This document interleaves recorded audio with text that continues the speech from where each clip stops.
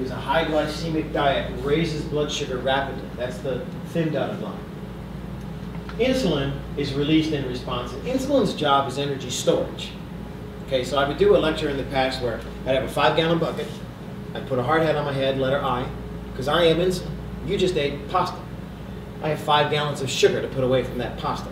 Now you can store a little bit in the muscles, which you use if you exercise, but that's only maybe a gallon of what I've got. It's finite storage capacity. Maybe 1,000 calories at most in highly trained athletes. The liver can store maybe another 1,000 calories, but most of that is reserved as a fuel source for the brain. That's maybe another gallon. I have 3 gallons left. Where does it go? It goes to fat, and it gets stored that way. And if you go from one pile of carbohydrates to the next, blood sugar may rise and fall rapidly, but when insulin is driven up at a very high level, it tends to stay up like a hot air balloon. Blood sugar can be like a stone. We throw it up and it comes back down quickly. Okay? Insulin can be like a hot air balloon. And when insulin is high, you end up with fat storage. You end up with generation of new fat cells.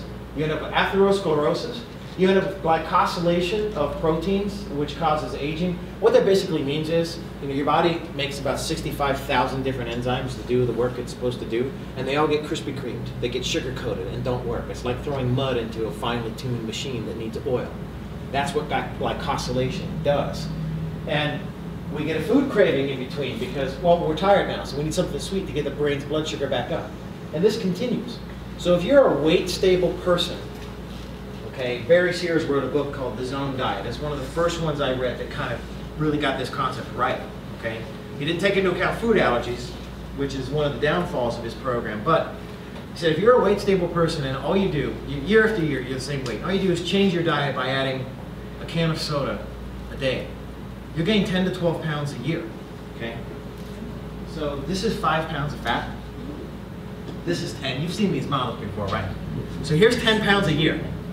What happens after a decade, right? I mean, it can really add up. Now, you can exercise a little bit and get rid of some of this, and then, the unfortunate thing is, as we age and other hormones shift, like testosterone, DHEA, thyroid hormone, all these things are energy mobilizing hormones that could help us burn fat. Well, they start to decrease too, and then we start to put on more and more weight.